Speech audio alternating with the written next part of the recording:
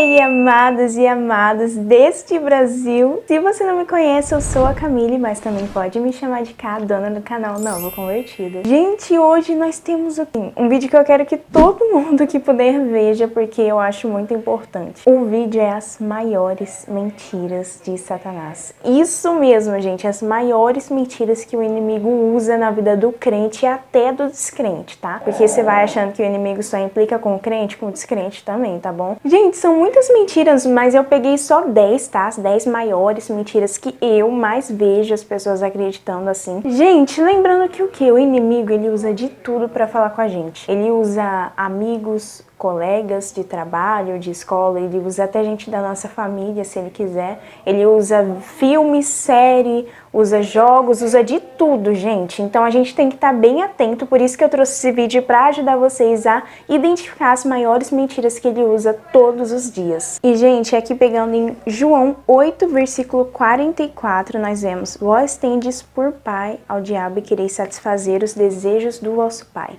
Ele foi homicida desde o princípio e não se firmou na verdade, porque não há verdade nele. Quando ele profere mentira, fala do que lhe é próprio, porque é mentiroso e pai da mentira. Então aqui a gente vê como ele é mentiroso, tanto que ele é conhecido como o pai da mentira na Bíblia.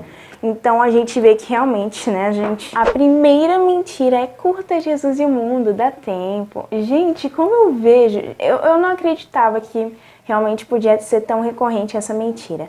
Mas uma pessoa que eu conheço já falou: ah, não, eu vou curtir o mundo, mas Jesus depois também, antes dele voltar. Aí eu falei, gente, mal sabe essa pessoa, porque a gente contraria esse argumento, essa mentira, com Mateus capítulo 24, versículo 36 ao 39. Porém, daquele dia e hora ninguém sabe, nem os anjos do céu, nem o Filho, mas unicamente meu Pai. E como foi nos dias de Noé, assim será também a vinda do Filho do Homem. Porquanto, assim como nos dias anteriores ao dilúvio, comiam, bebiam, casavam-se, davam-se em casamento, até ao dia em que Noé entrou na arca. E não o perceberam até que veio o dilúvio e levou a todos. Assim será também a vinda do Filho do Homem.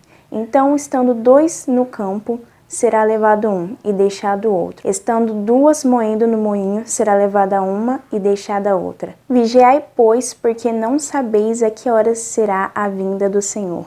Mas considerai isto: se o pai de família soubesse a que vigília da noite havia de vir o ladrão, vigiaria e não deixaria que fosse arrombada a sua casa. Por isso, estai vós apercebidos também, porque o Filho do Homem há de vir, a hora em que não penseis. Remete que a volta de Jesus vai ser como no dilúvio, como na época de Noé. Todo mundo conhece a história de Noé, que ele avisou, o povo estava tudo corrompido, ele tentou avisar, aí ele construiu uma arca, só se salvou ele e a família dele, enquanto estava todo mundo curtindo. E aqui também fala como uma parábola de um homem que ele vai dormir. E, gente, se o homem souber que horas que um ladrão vai vir na casa dele roubar tudo, ele vai se preparar nesse horário, né?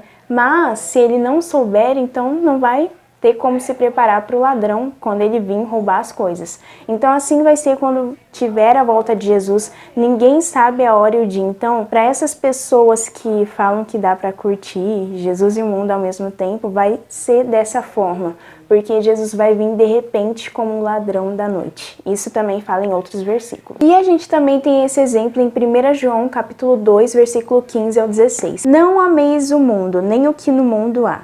Se alguém ama o mundo, o amor do Pai não está nele. Porque tudo que há no mundo, a concupiscência da carne, a concupiscência dos olhos e a soberba da vida não é do Pai, mas do mundo. Ou seja, se você está no mundo, você não está com Deus. Ou você está com o mundo, ou você está com Deus. Simples assim. Se você curte o mundo, não tem como curtir Deus ao mesmo tempo. É impossível ficar em cima do muro. A segunda maior mentira do inimigo é o que, minha gente? Ninguém te ama. Gente, no mundo que a gente vive, século 21, a maioria dos adolescentes e pré-adolescentes também, até crianças, elas vivem meio que na bolha delas, meio deprimentes. É o que eu mais vejo na adolescência de hoje em dia. E é bem preocupante porque a maioria delas postam muitas coisas nas redes sociais falando: nossa, ninguém me ama, não sei o quê. Mas existe um versículo que desmente essa grande mentira. É João capítulo 3, versículo 16. E nesse versículo diz assim: porque Deus amou o mundo de tal maneira que deu seu Filho unigênito para que todo aquele que nele crê não pereça, mas tenha a vida eterna. Então, gente, aqui a gente viu o amor tão grande de Deus por todos nós. Deus amou o mundo de tal maneira que deu seu próprio Filho, ou seja, tá desmentindo a mentira do inimigo, né, gente? E se não for o suficiente para você, eu tenho outro versículo. E ele se localiza em Salmos capítulo 27, versículo 10. E diz assim: ainda que meu pai e a minha mãe me desamparem, o Senhor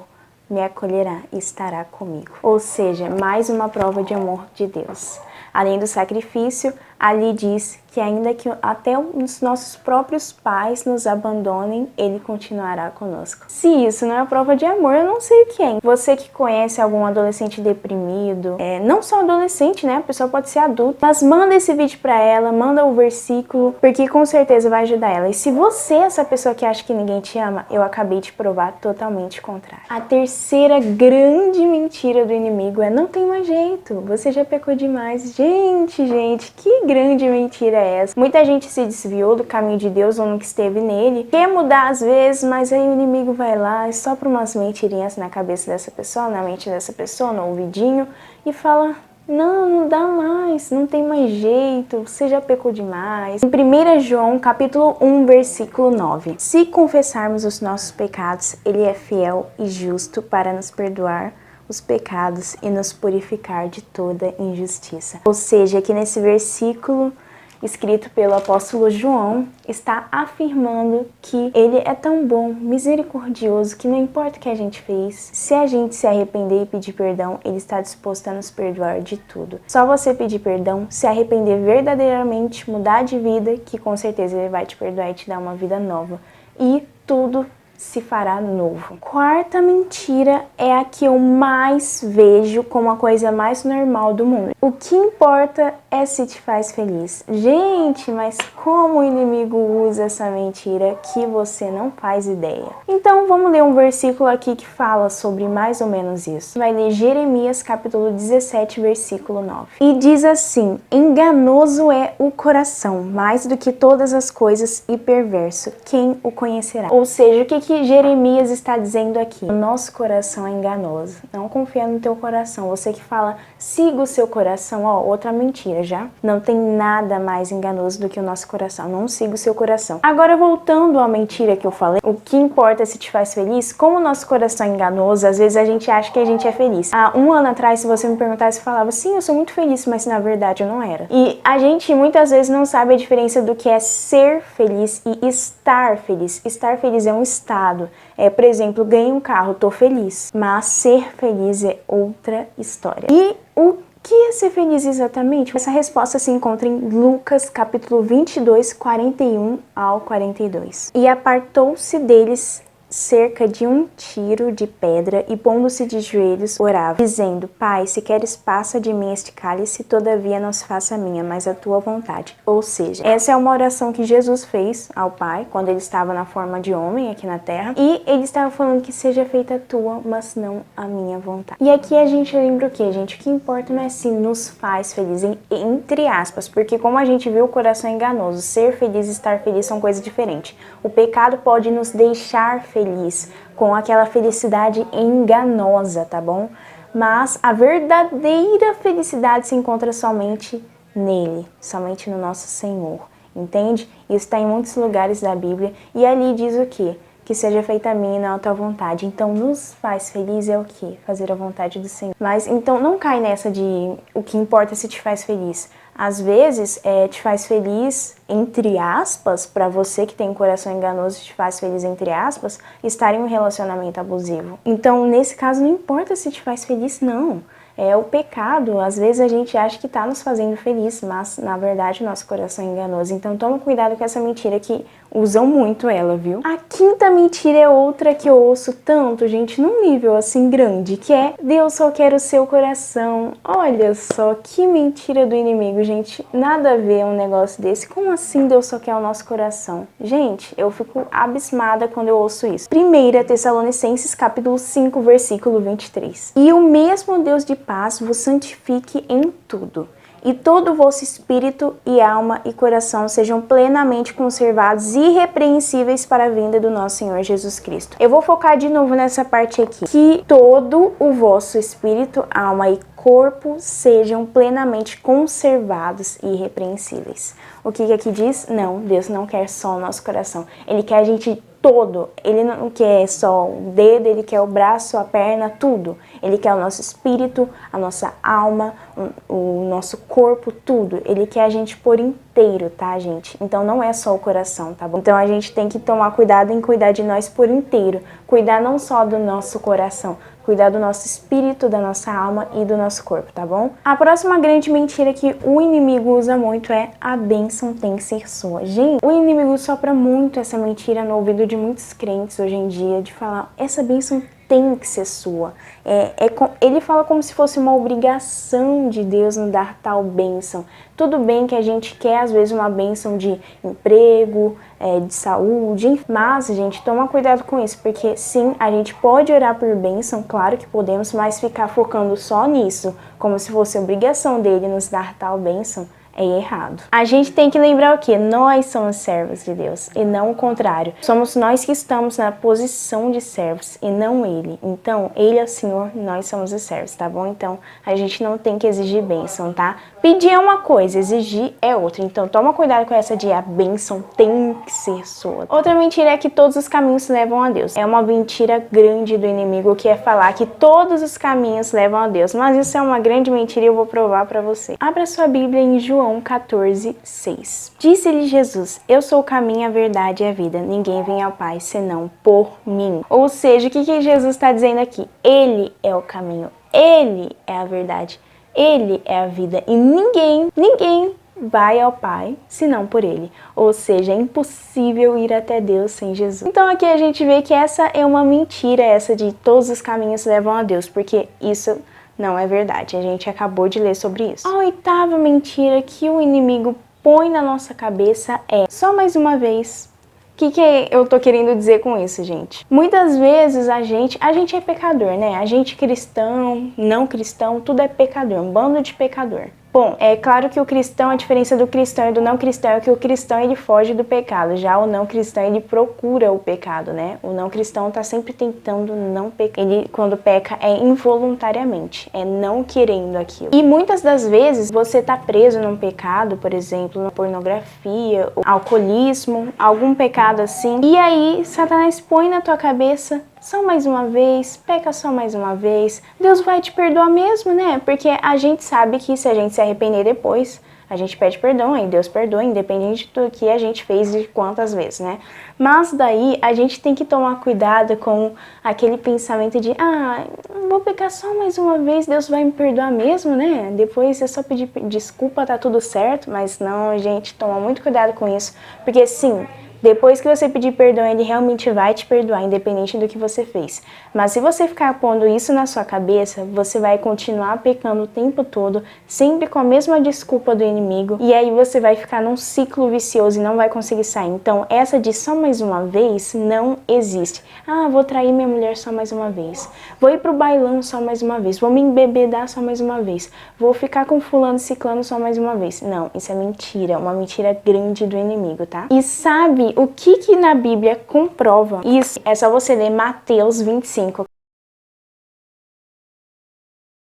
Vê aqui nesse sermão, nessa parábola das virgens. É o que? Tinham 5 virgens, umas prudentes e as outras não prudentes. E as prudentes, elas se prepararam para a chegada do noivo. Já as não prudentes não se prepararam. Elas, não pegaram azeite que era para pegar, então elas não se prepararam. Aí chegou o noivo, elas acordaram desesperadas, quiseram pedir ajuda para as outras, mas elas não ajudaram.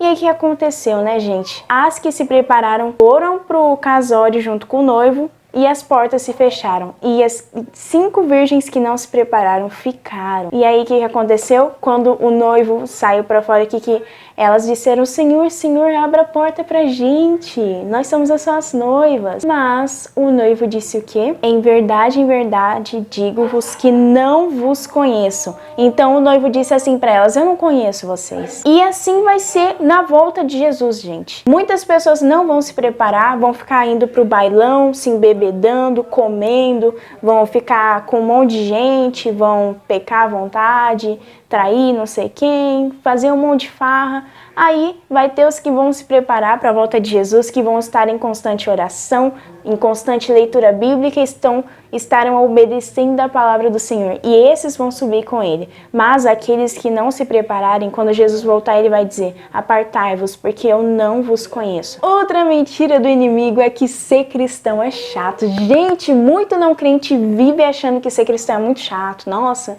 ser cristão é chato, é seguir um monte de regras. Primeiro que a gente não segue uma religião. Na verdade, a nossa religião é Jesus. A gente segue Jesus. Nós não somos religiosos, nós somos cristãos, né? Seguidores de Cristo. E não, gente, eu posso assegurar que não é chato ser cristão. Não é questão de ter um monte de regrinha que se você não seguir, eu vou te lançar no inferno. Não, não é questão disso. A gente não segue a palavra de Deus porque a gente tem medo de ir para o inferno. A gente segue porque a gente ama a Deus. Na palavra dele, ele diz: aquele que me ama obedece os meus mandamentos. E nós cristãos seguimos ele porque o amamos, porque nós temos prazer em fazer a sua vontade. Então não tem nada de chato nisso.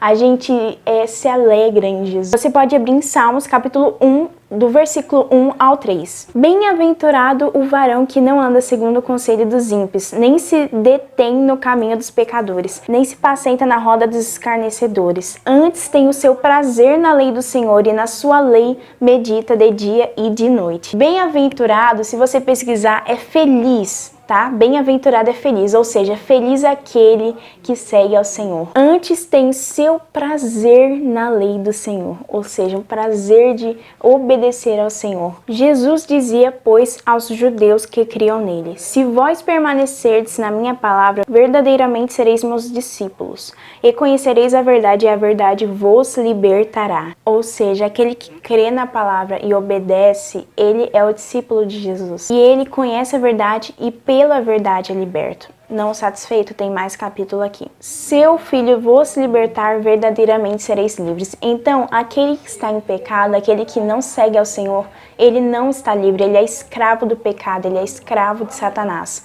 Já aquele que serve ao Senhor, que serve por prazer em fazer a sua vontade, porque é bom, porque ama ao Senhor, esse se alegra nele. E esse é realmente liberto, esse realmente... Então, ser cristão não é chato. Não é questão de, eu não posso fazer tal coisa. É questão de, eu não preciso de tal coisa, pois a graça de Jesus me basta. A sua graça me basta. Então eu não preciso do pecado, não preciso desses prazeres passageiros que o mundo me oferece. Eu já sou feliz o suficiente com o Senhor. A última mentira do inimigo, a 10ª, que é só uma mentirinha. Gente, claro que o próprio pai da mentira ia incentivar as pessoas a mentir. Porque muitas vezes a pessoa mesmo, muita gente já me incentivou a mentir, já falou, não, é só uma mentirinha de nada, não tem nada a ver. Mas, gente, não cai nessa. Mentira é mentira, não importa quão grande ou pequena ela seja, tá? Os lábios mentirosos são abomináveis ao Senhor, mas os que agem fielmente são o seu deleite. Deus odeia a mentira, ele detesta. Tanto que se você mente, você é o filho de Satanás, porque se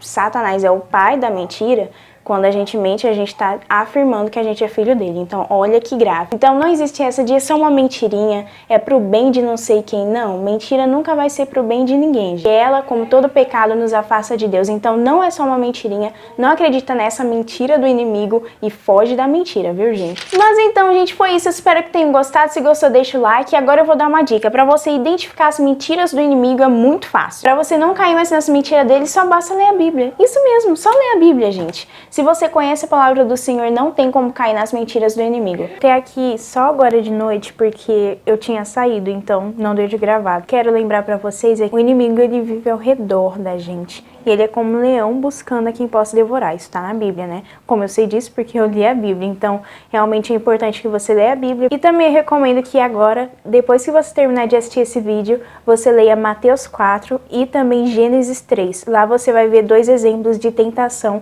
e de como o inimigo age com a gente. E aí lá vocês podem ver esse exemplo. Eu não vou ler aqui pra vocês, porque senão vai demorar muito esse vídeo, tá? Mas enfim, gente, vigiar e orar que é chegado o reino de Deus, tá bom? Envie esse vídeo pra todo mundo, sério. Envia pra todos os seus contatos pra eles poderem aprender e saber quais são as maiores mentiras que o inimigo usa e pra eles ficarem atentos. Mas é isso, gente. Esse foi o vídeo. Um beijão e tchau. Beijos!